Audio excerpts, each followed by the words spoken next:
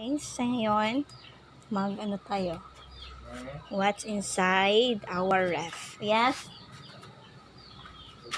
Nagsisimula tayo sa freezer. Ano nga bang? Ayan. So, meron tayong ditong shrimp. We have here the wishes bone. And we have a chicken. Water.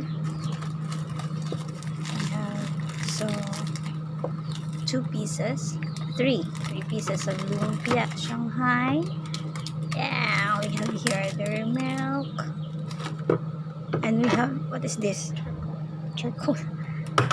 And that's all inside our freezer. And then, we go now here. On our fresh room, we have, what is this? Pineapple orange. We have Yakult. Yakult every day, okay. And then we have their fruits, apples and oranges, grapes, this one, grapes, and the breads. Yeah, also here the pearls, what is this? Buttered toast. And here, walang laman. And we have here the cheese pimiento. Itlog lang. Itlog. What is this?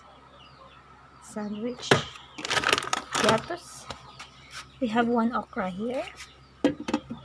1 carrot. We have the tomato. And then a half slice of onion. Paitan.